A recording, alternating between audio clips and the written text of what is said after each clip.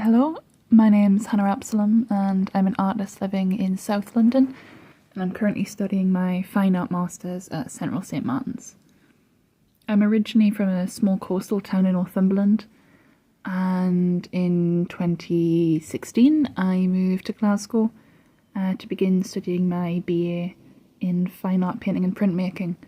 I think in my probably third or fourth year of studying in Glasgow, it's when I began to really find my feet of what my practice is, the themes that I enjoy looking into, and the sort of rough aesthetic of where I wanted my work to move towards. I ended up staying in Glasgow for about 6 years, working and then also having a home studio set up to continue my practice, and a lot of that was through COVID as well.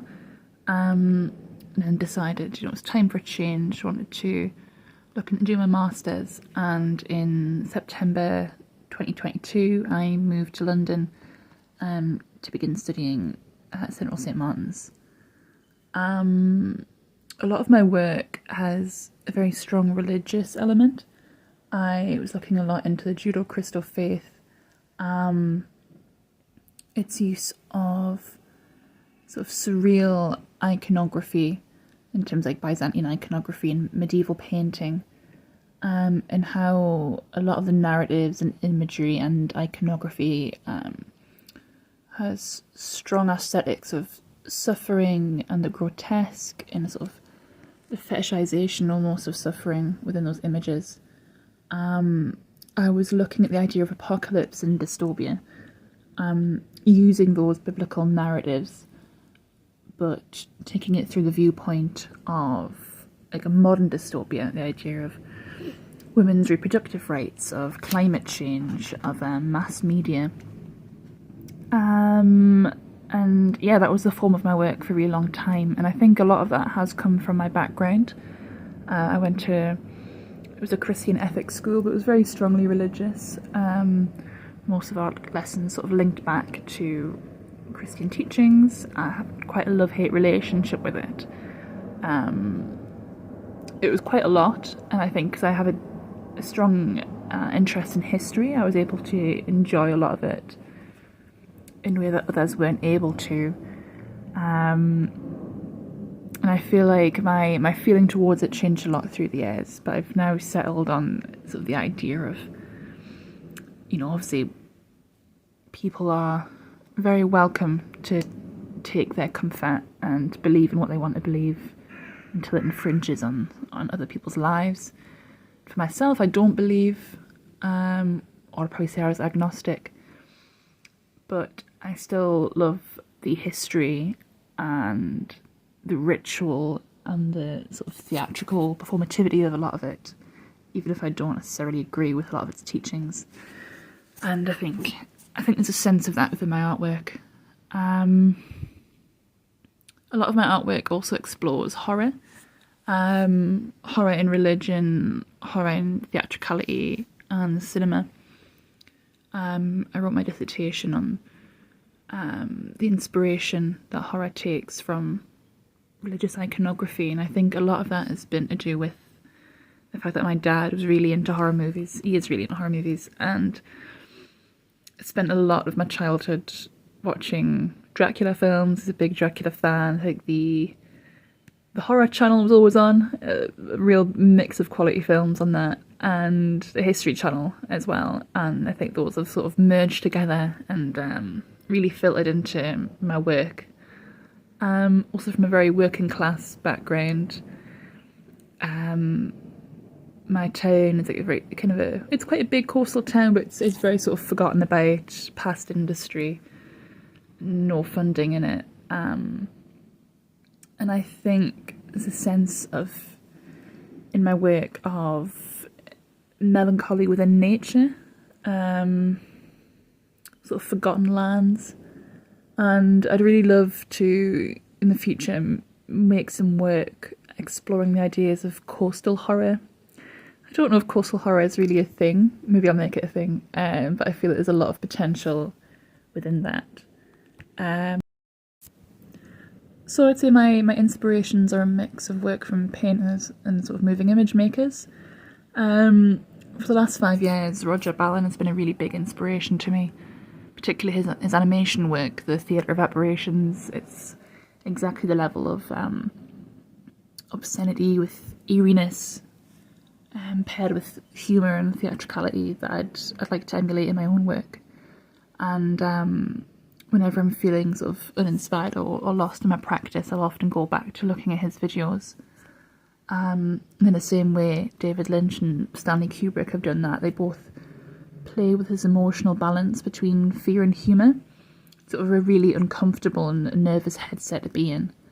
And it becomes more and more distressing the longer you're in it, and that's something I want to make with my moving image work, but also in a sense with my painting work too. I can't remember when I first saw Lynch's early work, Six Men Getting Sick 6 Times, where he animates these paintings to make them vomit. But I remember feeling really inspired. I'd never seen someone animate a painting before, and I'd always felt I love painting, but I'd felt slightly held back in a way by the stillness of painting and sort of rigidness of it, I suppose, and the idea of making my paintings move really fascinated me, and it's something I'm still trying to learn how to do. Definitely haven't made anything conclusive out of that yet, but it's always something playing in the back of my mind is wanting to do that. I'm also really inspired by Jenkin Van Zyl, a young artist in London who's doing very well. Their work blends sort of sex, queerness, profanity and the monstrous. A lot of their work blends moving image with much more like immersive installation-based work. Blending the themes of horror and queerness. I'm a really big fan of that. So my body of work for a long time has been looking at the idea of modern apocalypses, particularly the idea of a climate apocalypse, and I use world building as a doorway to future dystopias which are catalysed by environmental concerns, privilege, tyranny, and I use the framework of biblical narratives and imagery to do that. And I felt very strong and comfortable in that for a long time, and then I recently made this really huge painting, my biggest one yet. It's 1.8 by 3 meters in size. Sort of big dystopian landscape with this inner world of fruitfulness and excess and artificial beauty, but it's running off, destroying this outside world of drought and famine. And it took me a little while to find my way with that painting, and it took me a long time to complete it. It took a few months, and I'm really happy with it. I've just shown it recently in an exhibition and played around with ideas of making it a bit more installation based by expanding the painting out into small sculptures and having it be freestanding. I'm really happy with it, but sort of midway through doing it I felt my interest change somewhat. So I'm feeling like my practice going forward is going to have slightly less emphasis on religion and more emphasis on the horror genre, particularly with reference to the uncanny and queerness and theatricality.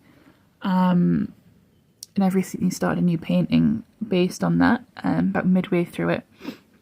It's a bit unusual. I feel like my practice is always, there's obviously personal elements to it in the sense it comes from me and my own experience, but this feels much more personal, looking into my own identity, and perhaps a sense of insecurity around that. And I'll be looking into that with painting and with moving image work and some animation coming up. I've got a lot of little projects that I'm starting. I'm not sure whether they'll be successful or not, but I'm intrigued to try some new mediums. And yeah, keep on working on this idea of making paintings more installation based and mixing them with moving image. So I'm excited to see what that's gonna turn out as. I would say that the biggest challenges of being an artist, it's probably a very similar challenge to being anything, but time and money. being an oil painter is definitely not the cheapest medium to use. There's a lot of expenses going into it, and every time I start a painting, it doesn't feel like a guaranteed success.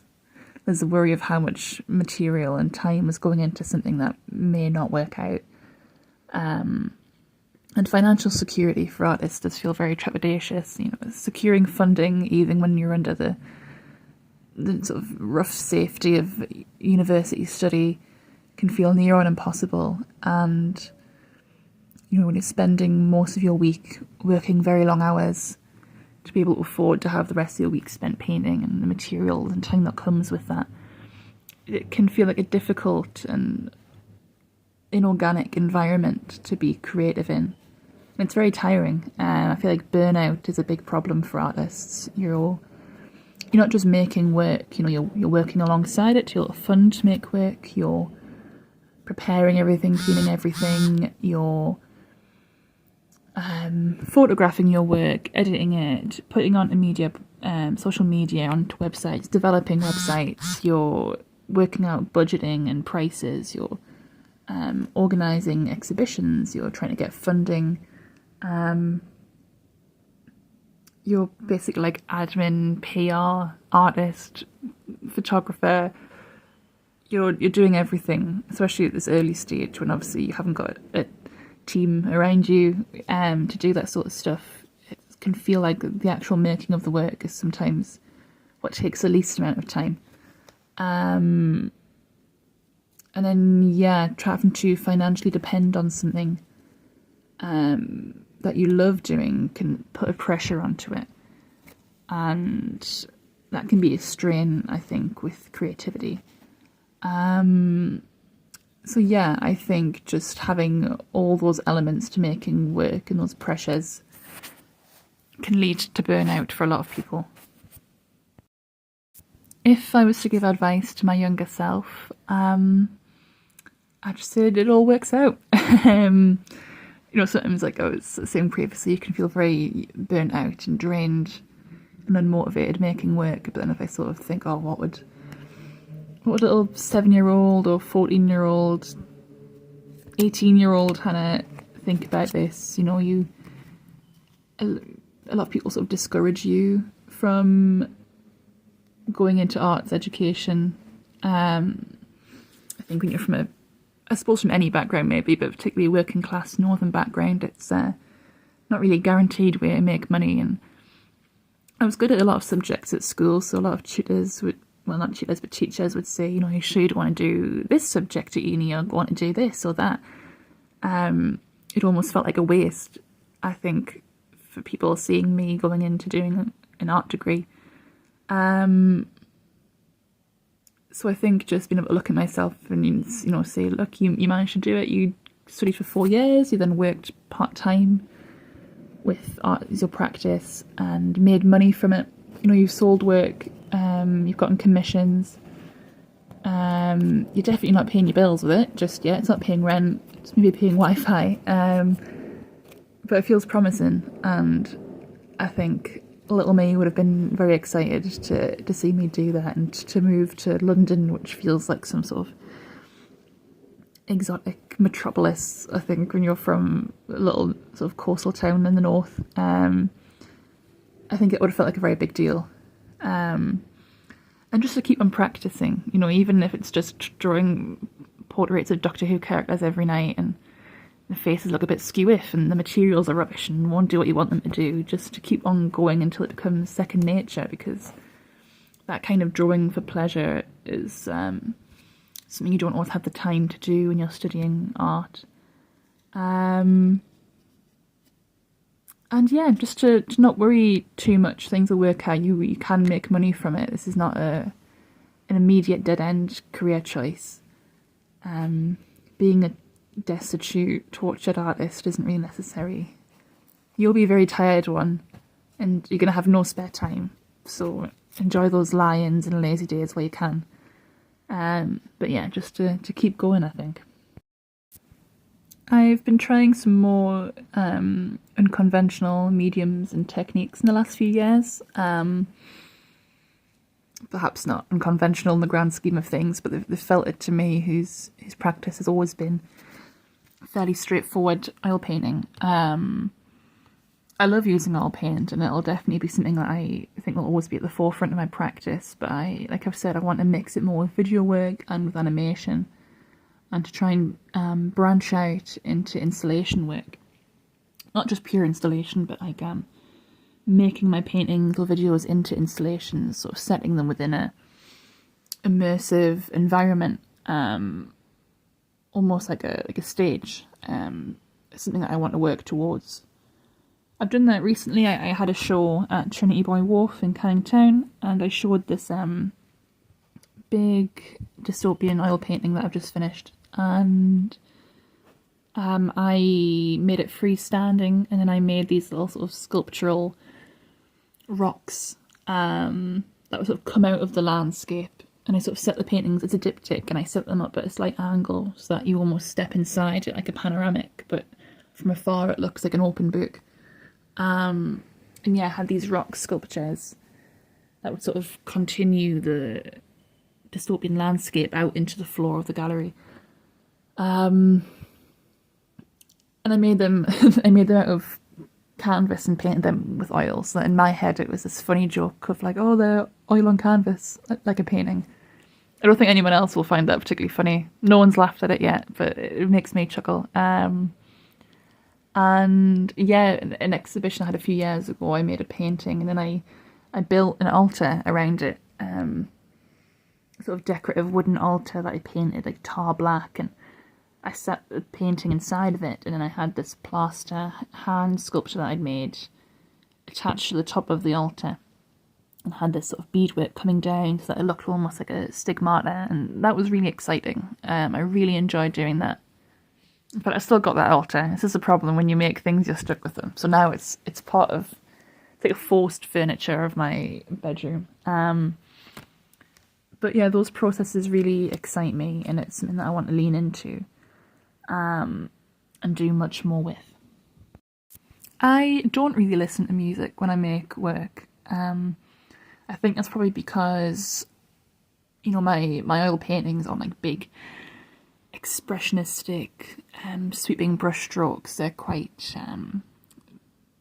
I'd say they're surreal, but there is a definite degree of realism to them. They're a lot of detail and realistic work, so it requires a lot of concentration. And I think if I had my music going in the background, the sort of movement and the rhythm of that would be too much for me to do this kind of work. So I tend to listen to podcasts, actually. I always have my earphones in for podcasts. A mix of like movie reviews, history podcasts, like sort of Byzantium or Rome, or the typical sort of serial killer horror history podcasts as well. I'm listening to a great podcast at the minute called The Evolution of Horror. I'm really, really enjoying, and I like having that sort of thing on in the background where it feels like it's related to my practice, but I can very much sort of zone in and out of it as I like. When I'm at home and not in the studio, I tend to have a lot of sort of bingeable TV, things like The Office. Well, there's hundreds of hours of it, and I can kind of just listen in with one eye on that and one eye on the painting. Something a bit more background is what I like to work to. I'd say any reaction to my artwork feels like a good reaction.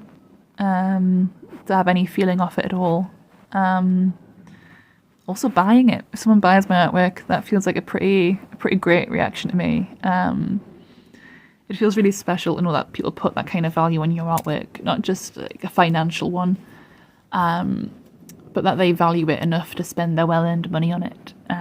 Especially nowadays, you know, time and money feels more precious than ever.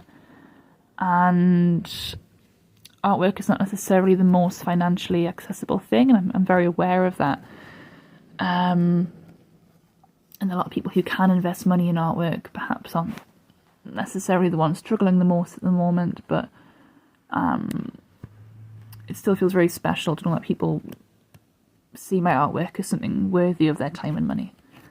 There's been a few times when I have sold work and that transaction's happened online, so I've not met the person, but they'll then email me to sort of say hello, introduce themselves, to tell me why it is they love the artwork and sort of thank me for it. And I've kept those emails for years. They're always sitting in my inbox, and once in a blue moon I'll kind of go back and read them, and I get this huge feeling of gratitude and motivation from that.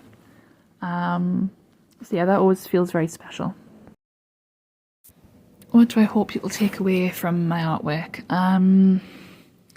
I'd say my work has a lot of backstory and meaning to me. I use world building as a tool quite a lot, so if someone says, oh, what's this painting you're about? I feel like I could talk for a long time about it, and the identities that the people have within the paintings, and what's the history of this landscape? Oh, this thing happened and that led to that, and then creating like a lore almost within the world. But I don't necessarily need for people to know all that. I don't want people to have to like read a pamphlet or like an essay to understand what my work's about. And for a lot of my paintings, I also be hesitant about giving away too much information. It feels like you're losing a bit of the sort of mysticism around it when you explain it too much.